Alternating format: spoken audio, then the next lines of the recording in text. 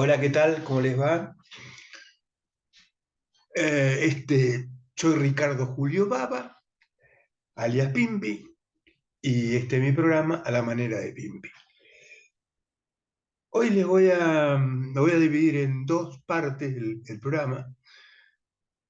En una parte voy a continuar con esta parte de historia que estaba haciendo después de la Segunda Guerra Mundial, que empiezo con el final de la Segunda Guerra Mundial. Y en esta oportunidad voy a pasar una pequeña parte de la historia del Che Guevara. Y porque es una continuación de esto, pero ahora lo voy a comentar. Y la segunda parte es sobre el encuentro del Caguané. Para los que no son de Capitán Sarmiento, de lo que sale en televisión, eh, sino que sale en mi programa, en mi canal de YouTube. Para los que no saben que tengo un canal de YouTube, el canal de YouTube lo pueden googlear, Ricardo Julio Baba, YouTube, ¿no? Sí, YouTube, Ricardo Julio Baba. Bueno, están estas dos versiones, y el otro es la televisión, que por eso algunos van a decir que estoy loco, ¿de qué estoy hablando? Los que me ven en televisión, el programa mío en televisión tiene 23 años de vida. Eh, pero en base, les comento esto porque muchos no lo saben, en base a la pandemia, cuando vino la pandemia yo tuve que dejar de ir al canal y entonces se me ocurrió, además no podía ir la gente al canal, entonces empecé a hacer esto por YouTube. Y entonces puse el canal de YouTube. Y ahora tengo un canal de YouTube que me ve mucha gente, inclusive he llegado a tener programas con 5.000 visualizaciones, lo que no es poco, por lo menos para mí. Para otros será nada, pero para mí es mucho. Bueno, acomodado esto, el encuentro Caguané es de Capitán Sarmiento.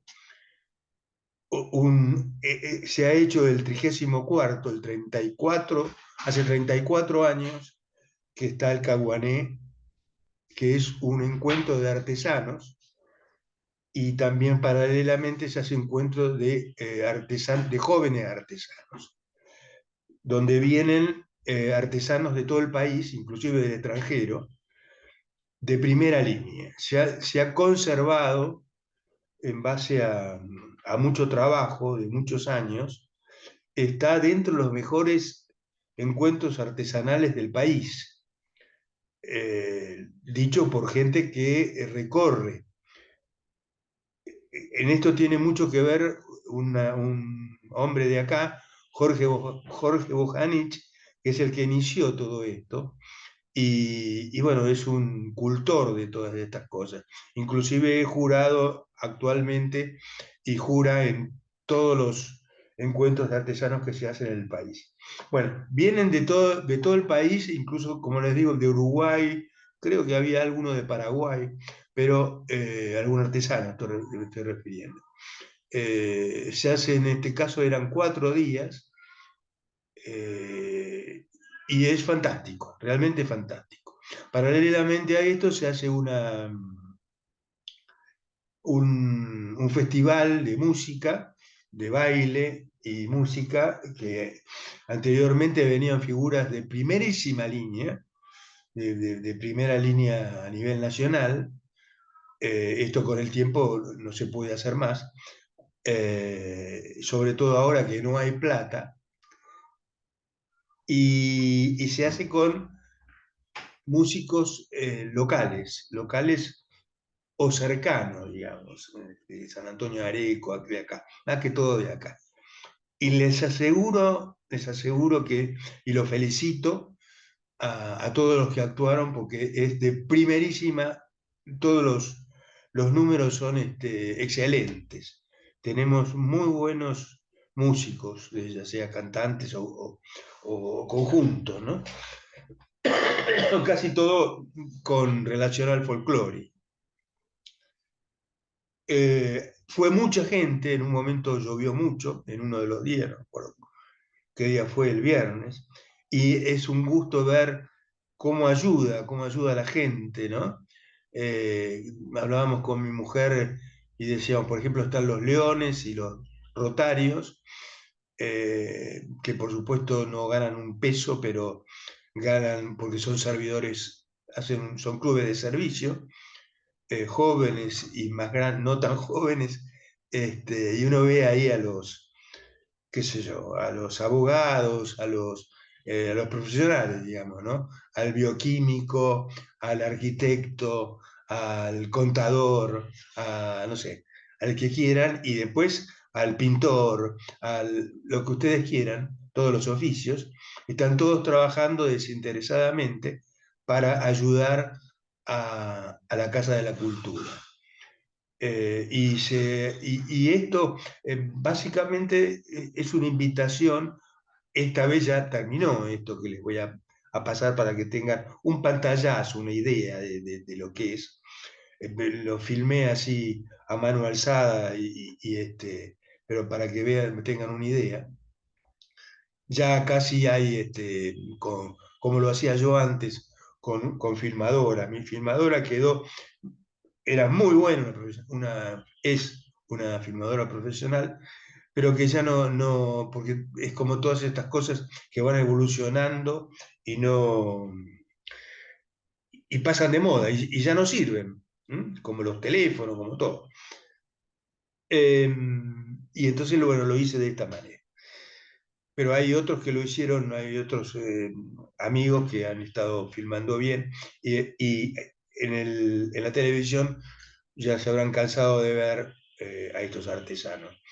Vale la pena, les digo, para el año que viene, venir, tienen que reservar con tiempo, porque hay, bueno, artesanos de primera línea en platería, en soguería, en telares, en tejidos de todo tipo, de madera, trabajos de madera, bueno, ya lo van a ver. Muy bueno, cestería, macramé, bueno, de todo.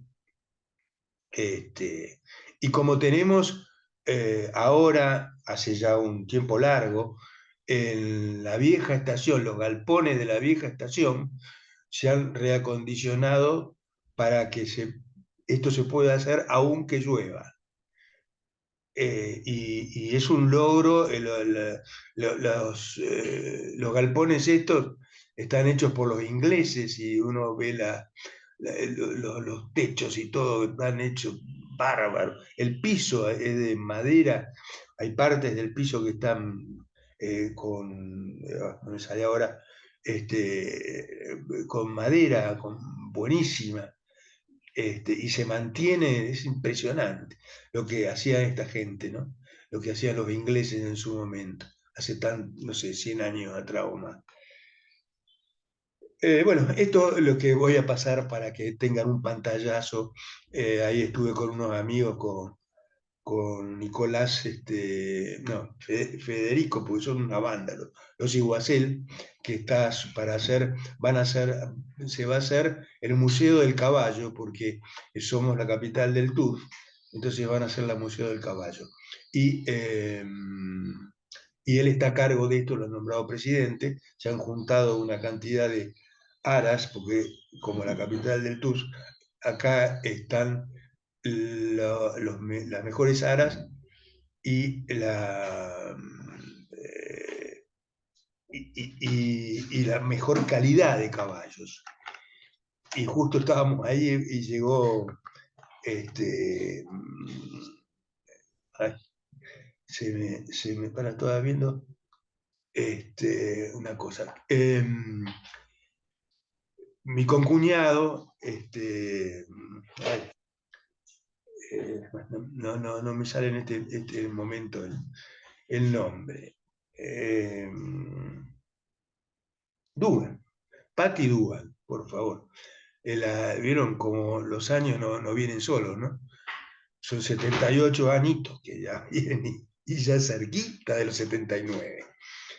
Pero bueno, seguimos tirando. Y esto para mí es un lindo desafío para que el coco te laburo y uno se mantenga vivo, ¿no? Bueno, vamos al tema de un repasito cortito del Che. ¿Por qué hablo del Che? Porque yo hablé la vez pasada, la última vez que hablé de esto, le dije que desde México, en el barco, en un barco van Grama, van a los guerrilleros con Fidel Castro a Cuba, año 59, 1959, y entran en Cuba y hacen todo este despiole y transforman a Cuba en una dictadura comunista. Primero apoyado para algunos confundidos norteamericanos que los apoyan y los ayudan, hasta que después ya en el 60, 59, en el 60 ya al año, ya el Fidel Castro, el amigo Fidel, se declara abiertamente comunista y lo deja todos los yanquis que lo habían ayudado pata para arriba. Les embarga todo, hace lo que quiere el tipo. Y bueno, continúa. Es la dictadura más prolongada de la historia de América Latina. No, de América, perdón. De toda América. No sé si habrá habido alguna dictadura tan prolongada en el mundo, pero bueno. Dicho esto, ¿por qué voy a charlar sobre el amigo Fidel? Porque yo hace muchos años, y que me gusta, y tengo muchos libros sobre Fidel, esta es de la historia de Pacho Donel, que lo pueden ver, La vida por un mundo mejor, Che, Pacho Donel, editorial sudamericana. Este es un libro maravilloso. Uy, me quedó una lapiromia adentro. Este es un libro más chiquito, pero que realmente vale la pena, de Nicolás Márquez, le llaman El Canalla, porque esto se definió él, hasta la derrota siempre le pone, porque el Che decía hasta la victoria siempre, ¿no? Eh, el canalla le puso porque él cuando sabe que, ustedes saben, a las mujeres le digo, que en Rosario están los dos clubes rivales, ahora se matan a palos, muy fuertes, que bueno, Newell's Old Boys, que le dicen los leprosos, y Rosario Central, que son los canallas. Y entonces es cuando sabe que se llaman los canallas, le encanta, y como ya estoy hablando del Che, ¿no? Él le encantaba estar en contra de todo y le gustaba todas estas cosas. Ahora les voy a contar cómo era la personalidad de este asesino serial que a muchos les gusta y pone las banderas y las caras del Che. Bueno, tenía un libro por ahí que no. Bueno, allá atrás hay unos cuantos que tratan sobre todo esto. Y por ahí abajo también. Eh, pero bueno, empezamos con la tos. Bueno, yo les cuento un poco la historia, porque me fui allá lejos y hace tiempo, a 1848. Los Guevara se van, y los Lynch también, porque tienen diferencias con Rosas, y entonces migran hacia el norte, hacia Estados Unidos. Eran gente de súper abolengo, recontra millonarios, archimillonarios, y con un abolengo impresionante. eran aristócratas de verdad. Mudan a California, ¿no? Y en 1852 regresa.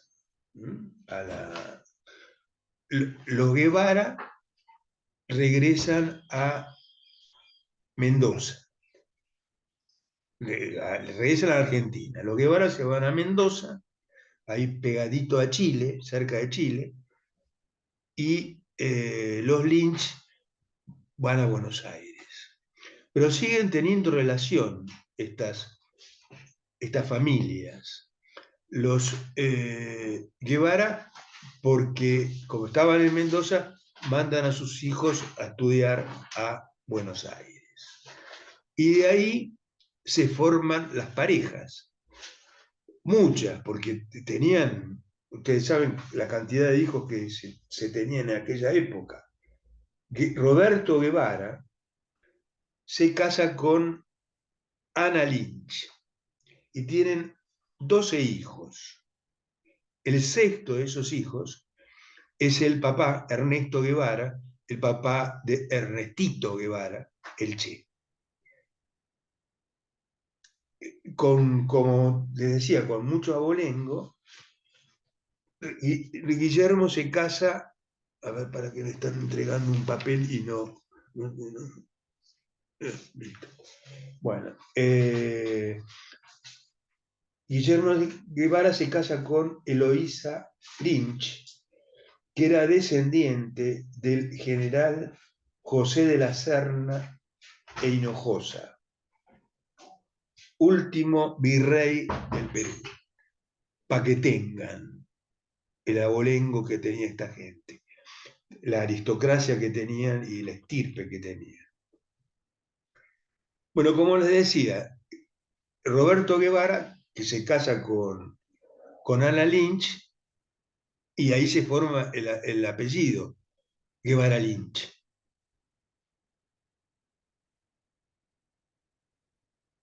Vamos acortando. Guevara Lynch, Ernesto Guevara Lynch, se casa con Celia de la Serna. Otro apellido tenía. De la Serna y Llosa. De la Serna y Llosa. De ahí sale el Ernestito, el Che Guevara. Ernesto Guevara Lynch de la Serna. De la Serna ese apellido. La Guevara, esta que les decía que era descendiente del virrey del Perú, tenía, ya hablando de, no, los Guevara, dos Guevara, se casan con dos Lynch. Si quieren les digo el nombre, yo me lo anoté porque no me acuerdo. No sé si lo anoté, pero bueno. Sí. Ernesto Guevara Lynch se casa con Celia de la Serna y yo, o sea, no, el otro no lo tengo.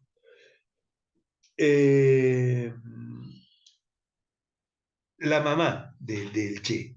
La mamá del Che era ultracatólica, muy católica, hasta punto de prácticamente estaba cerca de tomar los hábitos. Dicen que, porque no es un libro, sino varios libros, que hasta se ponía en aquellas épocas, ¿se acuerdan? Del sufrimiento que se flagelaban, se ponía piedritas de vidrio en los pies para flagelarse, para tener más acercamiento con Dios. Pero aparece este Ernesto Guevara y se empieza a noviar. Y ahí en el noviecito para acá, y noviecito para acá, y manito por acá, y manito para allá, pumba, que queda embarazada. Antes de casarse, estoy hablando de 1928, lo que era en esa época que una mujer diera luz antes de casarse. era un espanto en todo sentido. Ahora no se casan directamente, tienen hijos y no se casan. O sea que eso, lo que les digo es una pavada, pero en ese momento era terrible el tema. Entonces, los amigos, como ella era muy religiosa y tenía mucho que ver con la iglesia, ahí los curas y las monjas le hacen una parte. Medio como que se empiezan y los amigos, todos los aristócratas amigos, un nivel de gente determinada, le empiezan a hacer un vacío rotundo. Y entonces ella cambia y de ultracatólica se transforma en anticatólica, con toda la furia del mundo.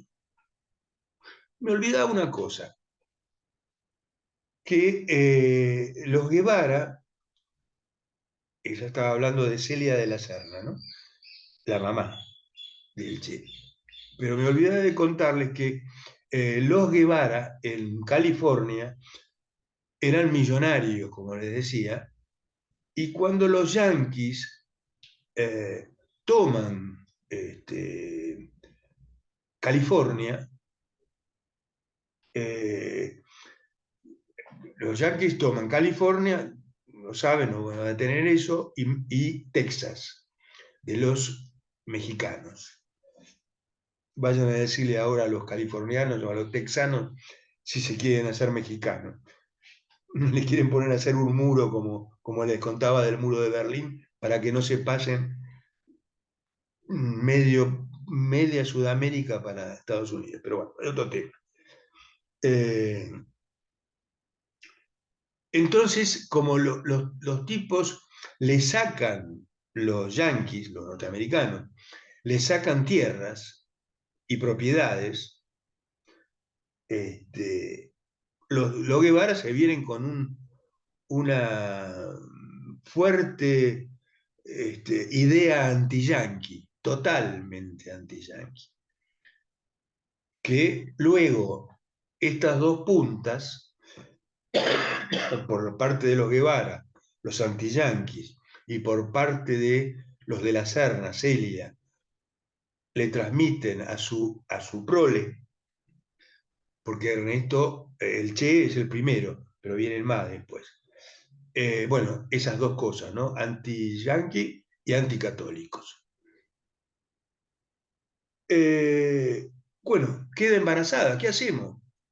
Entonces, ellos habían ido a vivir a Misiones, donde Ernesto Guevara había comprado un yerbatal. Algunos decían con plata de su mujer, que le gasta toda la fortuna, porque era un tirifilo el viejo Ernesto Guevara, padre, que se gastó toda la fortuna de él y de la mujer. Pero cuando hablo de fortuna de verdad. ¿Mm? Me hace acordar otra cosa, pero bueno. Eh, Se le gasta toda la plata. Entonces vivían en Misiones. En aquella época se usaban venir en barco y vienen para Buenos Aires de Misiones en barco. A la altura ya llegando por Rosario, cuando pasan por Rosario, bajan en Rosario y ahí nace el Che Guevara, Ernestito Guevara Lynch de la Serna. Ah, qué nombre, qué apellido, qué aristócrata. Y bueno, ahí consigue un amigo que le cambia las fechas, porque además nace antes de tiempo, para colmo, que venía embarazada antes de casarse, después se casan, por supuesto. pero ya tenía 3 meses cuando se casa, de embarazo, cuando se casa. Entonces hacen alguna trampita ahí con un amigo y lo hacen en Rosario para que quede más diluido, más confuso la cosa. Algunos dirán, ¿y todo esto para qué? Y bueno, esta es la historia. En esa época era brava, ahora no, es una taradez, pero en ese momento era jodida. Eh, Luego, una vez que el Guevara nace en junio del 28, ahí está mayo, porque como habían cambiado la fecha, pero se entiende que es en junio del 28. De ahí pasan a Córdoba. De Córdoba dan algunas vueltas. Ellos se mueven mucho, van a Córdoba, después van a Buenos Aires, en Córdoba mismo van a vivir a distintas casas, porque como el papá era medio, como le decía, era un tipo con unas ínfulas como buen aristócrata, pero que no tenía un mango. Entonces, como que alquila casas, pero después como no pagaba, le piden, pero los amigos que tenía eran poderosos y le prestan casas. Bueno, y van mudando de lugares. Lo mismo hacen cuando van a Buenos Aires, a San Isidro, donde se hacen, por supuesto, del Club Náutico San Isidro, donde después empieza a jugar al rugby, el Che. Pero ya de muy chiquitito, tipo 3 años, se le declara el asma. Ahí en eso nos parecemos. Eh, bueno, Ernestito también, como los médicos, por eso también van a Córdoba, porque en esa época no sabían muy bien qué hacer. Y Córdoba es un lugar muy seco, tiene un clima muy seco, que es muy bueno para los asmáticos. A mí también cuando era joven, los veranos los pasábamos en La Falda, en Córdoba. Pero ellos van a Altagracia, Córdoba. Y bueno, y ahí tiene una cantidad de amigos, porque están unos cuantos años en Córdoba. Pero él era dentro de los amigos que tenían, todos aristócratas y todos con mucho dinero, era el pibe pobre entre los ricos, el venido a menos, como le dicen. Y entonces se va haciendo la cabecita del Che. Le gustaba mucho la lectura, siempre leyó. Desde que era chiquito hasta que estaba en Cuba o en el Congo, donde fue, porque pasó por todos lados. Pero siempre le gustó la lectura. Y los libros que dicen que él leía, le gustaba mucho Dumas, Salgari, eh, La Vuelta al Mundo en 80 días, Los Tres Mosqueteros, que eran además los libros que leíamos nosotros de jóvenes, ¿no? Salgari era el Sandokan, el tigre de la Malasia, le decían, que era yo no sé, era un indio, hindú, que luchaba con los anglosajones. Y él le gustaba mucho eso, porque después eso le gustó mucho. También le gustaba mucho el Don Quijote de la Mancha.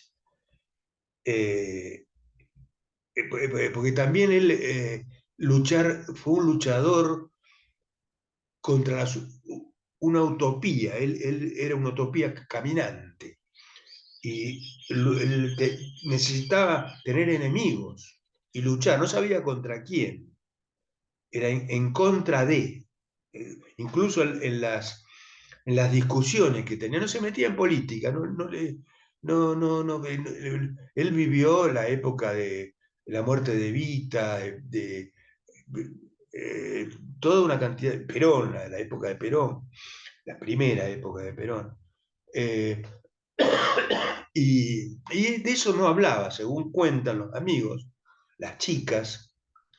Había una que no la noté, Chichina, que era una también una chica bien de la época que no, noviaba con él. Él era un sucio total, a nivel de que le decían el chancho, y le gustaba todas esas cosas. Por eso era sucio y, por ejemplo, hay anécdotas maravillosas que cuenta que él decía que las camisas blancas eran grises, porque no se la lavaba. Hay una historia que dice que si yo pongo mis calzoncillos puestos así, se quedan parados. Entonces se hace una apuesta. Pero dice, "Ah, ¿cómo se va a quedar parado si es una tela?" Entonces se hace la apuesta, se saca los pantalones, se saca los calzoncillos y para los calzoncillos y gana la apuesta. Hay otra que había un peruano que en un momento determinado, por distintos lugares, no estoy hablando, en una pileta de natación, el tipo dice que va a ganar el récord mundial de quedarse adentro del agua y se queda dentro de una pileta de natación. Creo que alrededor de 28 días, si no me equivoco, adentro de la pileta. Pero ¿qué pasaba? Que al principio iban algunos amigos y charlaban con él y qué sé yo cuánto. Y algunos se metían en la pileta y charlaban y qué sé yo, y algunos de arriba. Pero ¿qué pasaba? Que el peruano defecaba y orinaba adentro de la pileta. Y ustedes se imaginan que en 28 días no era una, como digo, una pileta olímpica, una pileta. Con el tiempo había un tufo a acercarse nomás a esa pileta y entonces ya no iban más. Por supuesto no se metían más y le hablaban de lejos y después ya dejaron de ir. Entonces el Che, le gustaba ese tipo de cosas, desafiante, les dice a los amigos, a que yo me meto con el peruano. Y se agarra y se tira de cabeza. Un olor había a orina, a estiércol, a popó. Y el tipo se mete y se queda conversando con el peruano un rato. Y ganan también la apuesta, ¿no? Porque no lo podían creer, el tipo que se metía adentro de la mierda, ¿no? Pero bueno, ese pinta algunos las personalidades del Che. Eh, otra, otra anécdota es, ahora les voy a contar algunas anécdotas, porque después ya entramos en otra parte, en otra vuelta, les voy a contar un poco más lo que hizo.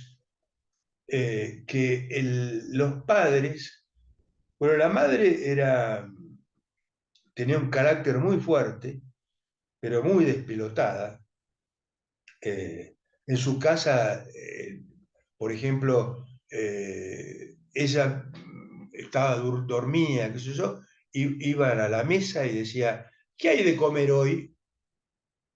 Entonces alguno de los chicos iba y buscaba unos fideos por ahí que encontraba, y donde podía ponía en la mesa, corría las cosas, estaba toda llena de cosas, con un diario abajo, ¿no?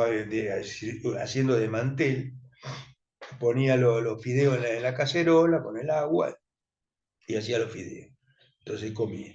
Pero no había horarios para ninguno, O sea, los chicos comían a la hora que querían, lo que podían, salían y entraban cuando querían.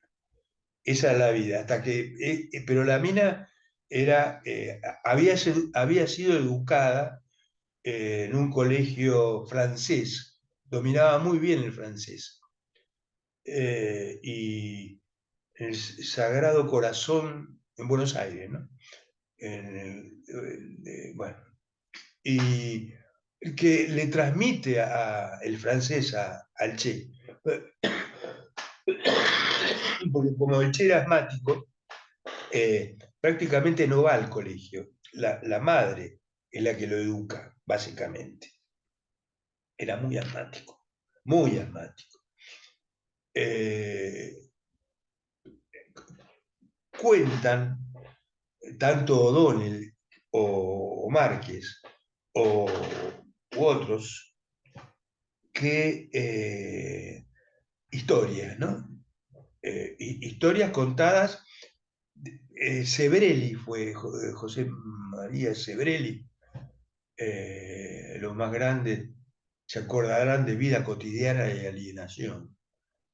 José Sebrelli me lo encontré hace poco en Buenos Aires, ahí cerca de la Biela. Y está viejito. Bueno, él hace todo también una historiografía del Che Guevara. Bueno, no me acuerdo qué era lo que decía Sebrelli, se me pasó. Eh, pero bueno, que el padre era muy duro, la madre también, pero el padre era muy duro con el Che, porque lo quería, él pensaba que haciéndolo sufrir era mejor. Entonces, le hacían duchas frías, tomaba duchas frías, lo hacía secarse al sol en invierno, que lo iba a hacer más fuerte. Él pensaba eso. Cuentan que en un momento determinado ellos tomaban mate a más o menos 20 metros de donde estaba la casa, donde estaba la pava. Eh, entonces lo mandaban al Che, 4 añitos creo que tenía, a buscar el mate, a servir el mate y traérselos. En el medio había una zanja. Entonces el chiquito cuando venía, pasaba, se le caía el mate y tenía que volver otra vez. Así hasta que pasó días haciendo eso. Después lograba pasar, se mojaba las patas, todo, y llevaba el mate. Hasta que aprendió a saltar con el mate y no quemarse. Esto ellos pensaban que le provocaba fortaleza de espíritu, de ser emprendedor, qué sé yo. Eh, Hay otra historia que, bueno, les cuento rápido porque no tiene mucho sentido, pero la mamá Celia era muy buena nadadora. Entonces, cuando estaban ahí en el náutico, iban a nadar al río de la Plata. En aquella época se podía. Y entonces, el, lo deja el chiquito en la orilla y ella nadaba, se iba a nadar, muy buena nadadora. El chiquito queda en la orilla, mojado, muerto de frío, tiritando.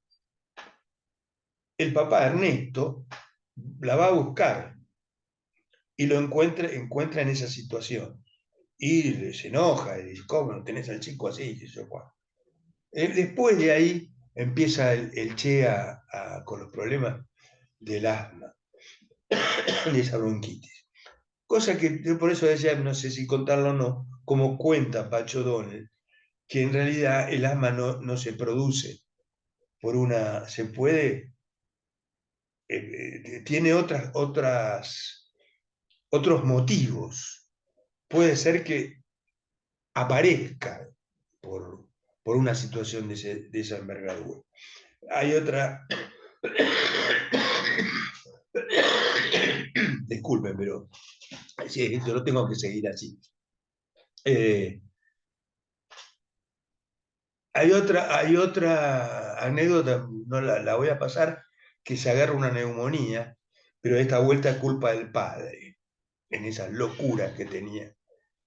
Pero vuelvo, el asma no se produce por un acontecimiento de esta naturaleza. O sea que ni la madre ni el padre eran responsables directos para, para tener esta enfermedad.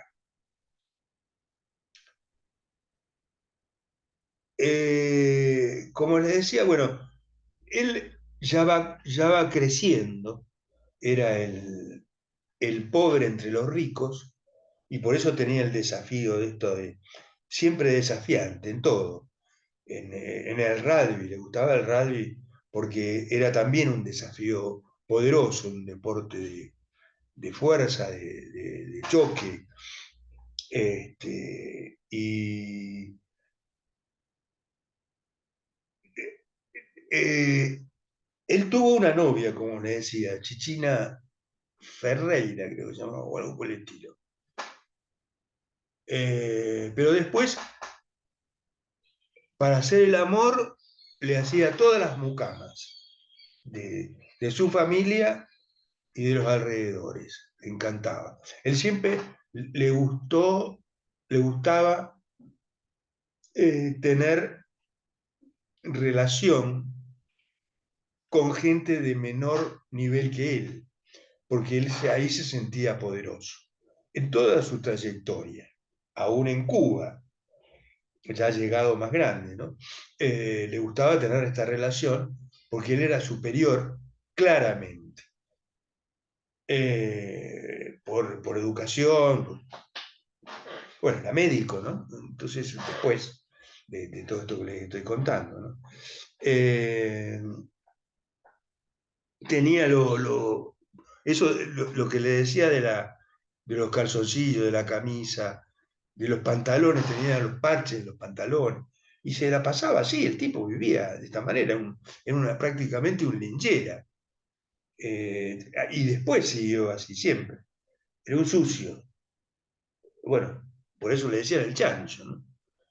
Eh, Incluso escribe de radio, tiene como una especie de periódico, se hacía el periodista, o jugaba, digamos, no se hacía, se jugaba el periodismo, y tiene un periódico, un folletín que le llama Chan Chou, porque él jodía, le divertía que le digan el chancho.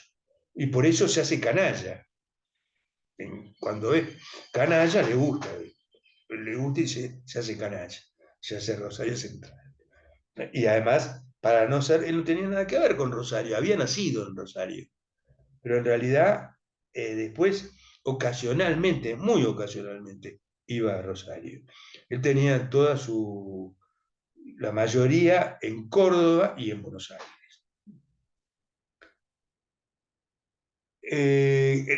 Cuando lo de anticatólico, en un momento determinado, juegan al fútbol también.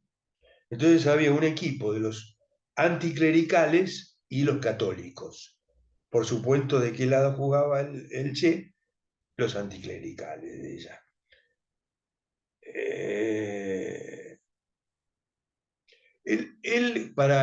Porque yo quiero ir terminando porque viene ahora lo del Caguané, encuentro Caguané, les cuento que eh, él odiaba,